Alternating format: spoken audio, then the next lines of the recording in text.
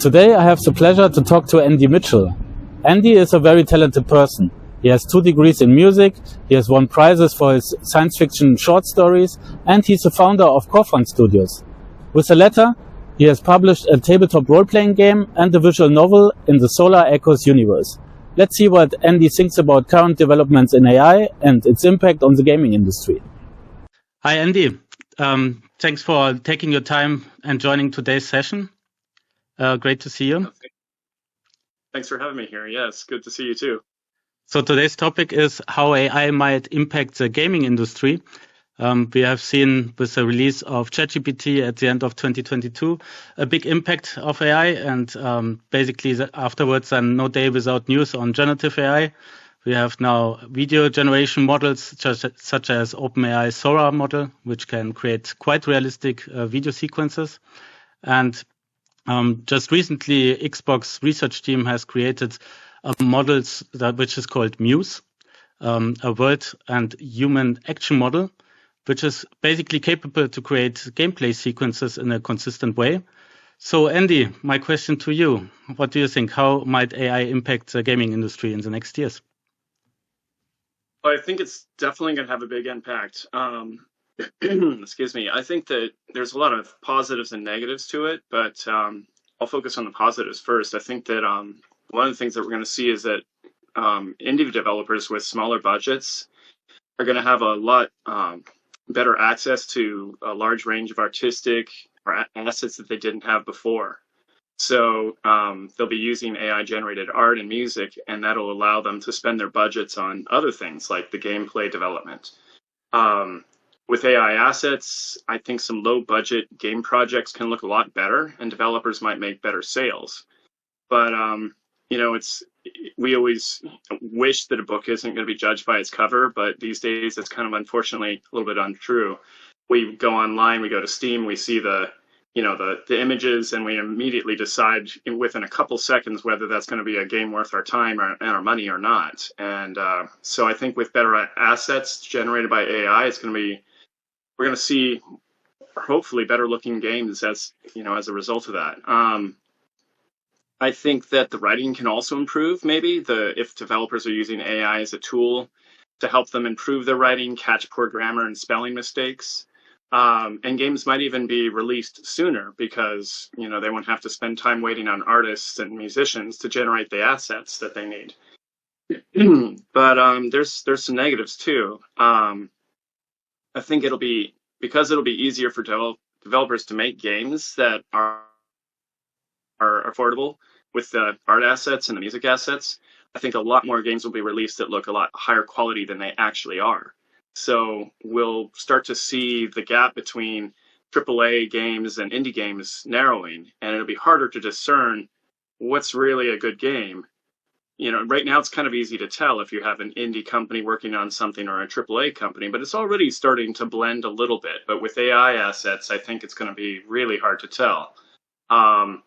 And we might see the opposite happen as well. We might see low-price games that look like AAA games could cause AAA developers to try to stay competitive and lower their prices to be competitive with these indie games. We might see that the indie games are going to maybe raise their prices to look like they're AAA games, and you might see this kind of market war going on between them. It'll be harder to see a difference between them, I think. And I think another negative is, of course, the artists, the musicians, and the writers are going to be, struggling to get work because the AI is going to be replacing them. I think it's a lot cheaper for developers to go the route of AI rather than pay these artists to, produce something. Plus, they'll get results a lot quicker. And I can see kind of a future maybe where artists and musicians that are sort of people that are trained in this work might be hired on as consultants to help pick out AI assets. Because if you have an indie developer that knows nothing about art or music generating assets, they're going to be the ones picking what they use, and their expertise might not be in that area, so they might have sort of disparate usages of art that doesn't really match together, music that doesn't really fit very well, so I think skilled people might be hired on as consultants to kind of guide that process, maybe even to work with the AI to generate those assets so they're more cohesive and fit the game style more. Hmm. And one more negative that I can think of is it's because it's becoming harder and harder to discern the difference between human creations and AI creations. I think that we might start seeing some restrictions. Valve on Steam has already put out like some restrictions on AI usage, AI assets used in games. And Valve, their concern is that they don't know if the AI assets that are being used were generated legally from source material. So they don't know if the person putting those AI assets into their game has the rights to those images, that the AI that was trained on it might have viewed something that it wasn't legal. So they don't want to deal with all the legal stuff. But I think this also applies to writing. I have a small story I could share regarding my daughter. She's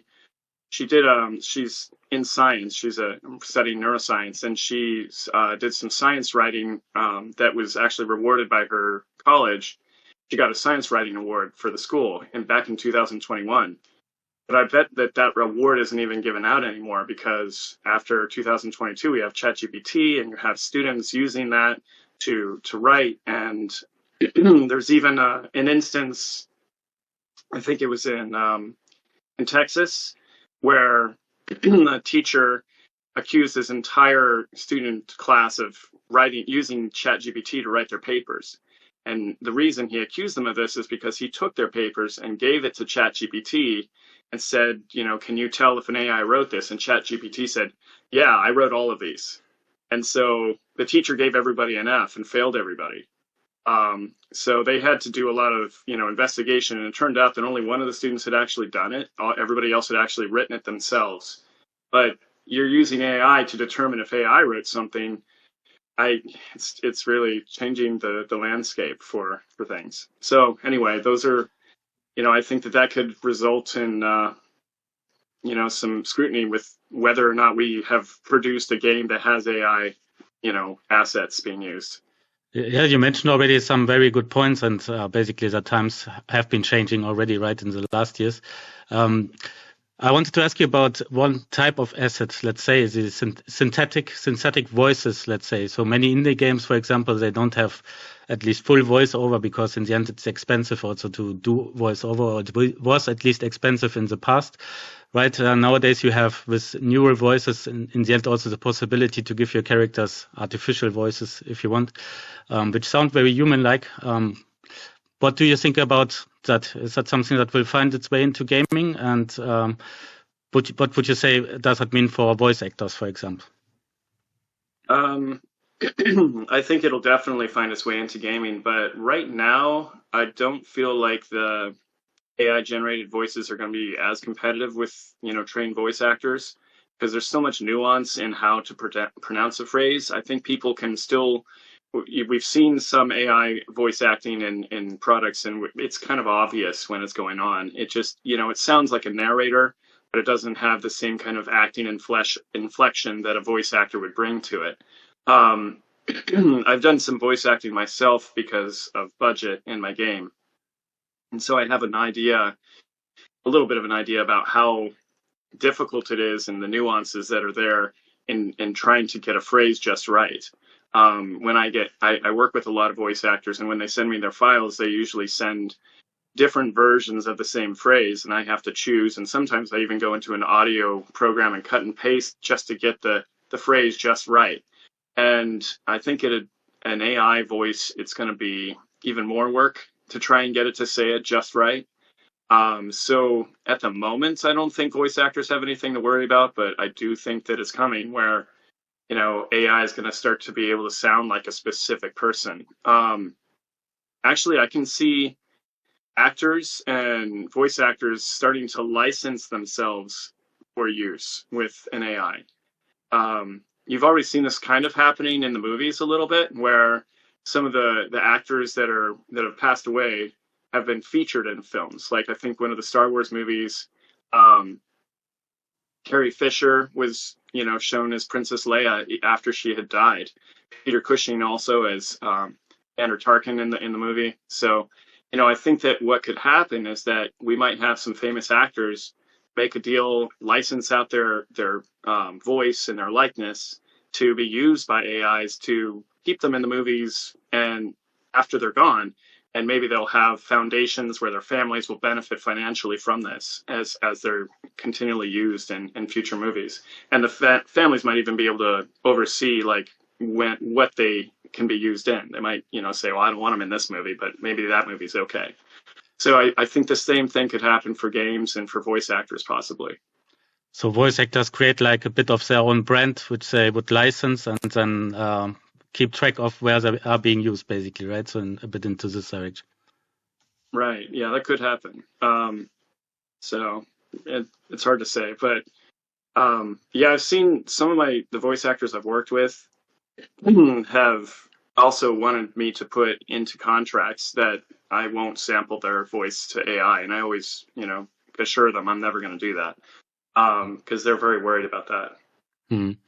You mentioned before another point on Steam, basically, that to make sure, basically, if a game uses GenAI or not, right, that you could put in a specific clause on that or on the details page under the description, for example. So just recently, one indie developer created like their own seal, which said that there was no GenAI used for creating this game, and they put it on their Steam page.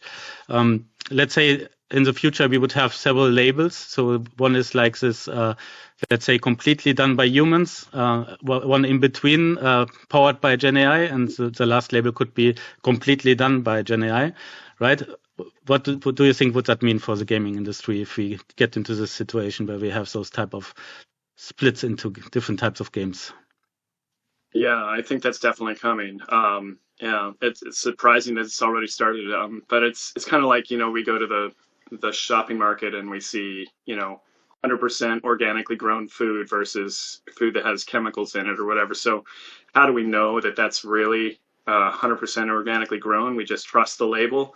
But I do think we're going to see those labels appearing made 100% by humans. And I think that what it does is it kind of divides games up into probably about 3 categories, and we're going to have games that are 100% made by humans, games that are made by humans that are that use some AI generated assets, and then we're going to see games that may be 100% created by AI, and I think that's coming.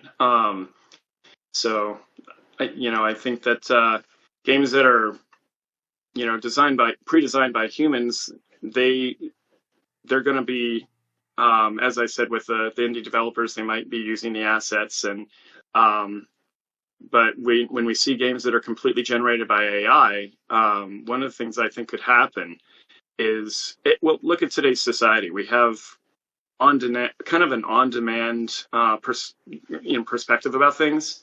So we go to Netflix and we pick the movie or the show that we want to watch, and we watch it when we want to watch it. Back in our day, we used to have to set our video recorder to catch something when it came on. But now you can just watch whatever you want, whenever you want. I think that same thing is happening with games, because if you look at how gamers are criticizing games that come out, a lot of gamers are complaining about what they wish it was. And they're like, oh, I wish they did this, or this is a lost opportunity, they should have done that. And you have everybody with their own opinion about the game that they would like to see.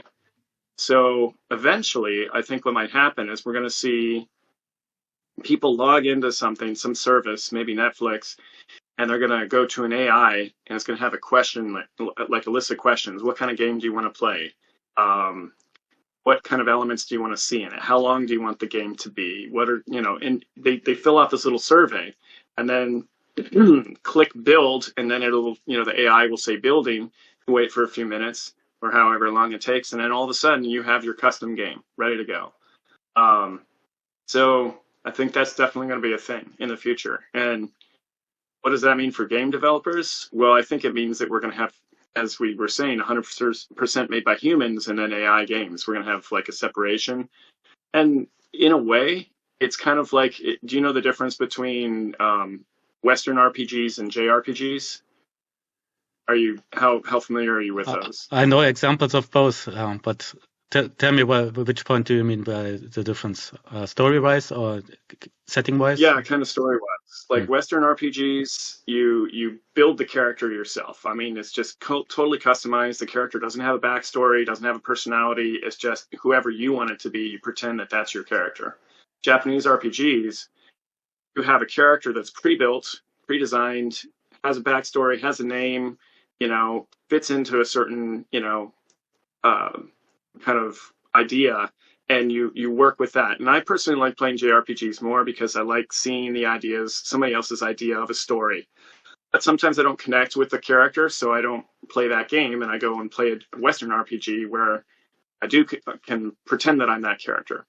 So I think this is going to be sort of the difference in the types of like made by human games versus AI games.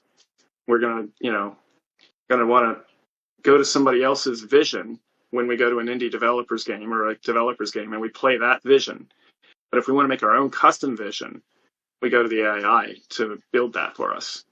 So I think that's kind of how I see it. After some time, even if we create those labels, those three types of labels with GenAI, partially GenAI or not GenAI, there will be a transition then afterwards where people don't care that much anymore. And it's more about that, for example, they focus on specific developers and they like Andy's games, for example, right? And you have kind of your own brand and they don't care that much afterwards if you, for example, talk to ChatGPT to talk about the story and improve their things, and then it would be partially Gen AI, for example, right? In the end, it needs your approval as a developer, I would say, and that it's in line with your vision in the end, right? So that is the same a bit as the argument with the voice actors, that you kind of have your own brand and your own style, what you design, and in the end then people won't care too much what was behind it in the end, what you used to speed it up, for example, or whatever, right? But I guess it will be even more important in the future to have like your own style and your own community fan base, how to call it, right? And that people know that this is a type of game that comes from you, for example, right? Yeah, I agree. That's a really good insight because I definitely think that people will start their branding and go down a certain route. With the brand that I have, I can, Solar Echoes, I can see that is something I've always wanted more people to get involved with it and generate their own ideas. It's a role-playing game originally. And I've wanted to see people like create their own universes with that system. So I could definitely see myself like agreeing to license something out to AI to generate more products in the Solar Echoes line. But I would put some restrictions, as you said, on it so that it stays within that sort of brand and doesn't deviate and start going into directions I wouldn't be happy supporting. So your approval on the end product, basically, right? That this is what should be inside the series. Yeah. I would have one last question actually for you, Andy, around something that I read, but what you wrote. So it's a short story which is called The History Lesson that you wrote some time ago, which goes a bit into this direction on what is happening right now. So it's in the future. I don't want to spoil here the whole story, but basically robots and humans live peacefully together, right? And humans have even a better life at this point of time, thanks to the robots and the AI, because they can focus on the tasks that they want to do. Right? Is that for you just a sci-fi idea, or is that your view on how it probably will be in the future? Well, it's kind of my view. I see that. I mean, we in the story even I mentioned that we've been sort of programmed to expect that there's going to be a battle between AI and humans, and we saw Matrix and we saw Terminator. So we kind of have all these movies pushing us to believe that that's the end result, and it's very possible that it could go that way.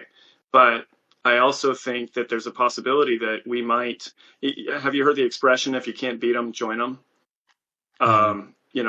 That's what I think we might go towards. We may eventually start to work alongside this and almost integrate ourselves with technology. There's BCI, brain-computer interface, where people are experimenting with just surface thoughts being picked up by devices, so you can you can text just by thinking. It'll pick up your surface thoughts, and you can interact with machines this way.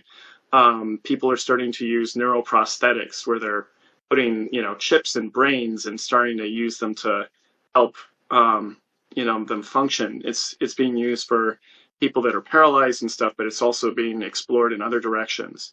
So I could see that at some point in the future, we might have a future a little bit like William Gibson's future, the cyberpunk future, where we're sort of integrating man with machine and we're starting to upgrade ourselves. And if this is happening, I could see maybe we start to, work alongside an AI in our daily life.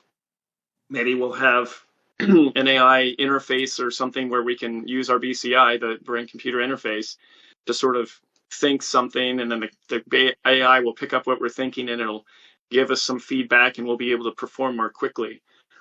So in my science fiction story, I'm kind of showing that I feel like we're going to use robotics and AI to sort of enhance our lives and help us to live longer, function better. And maybe it'll be the way that we can actually compete in a job market with AI is by sort of integrating some of that with our bodies and with our minds. It's kind of scary in one way, but on the other side, maybe it can be done in a way that's useful, that's not too invasive. I don't know. So, that's kind of the vision of that story.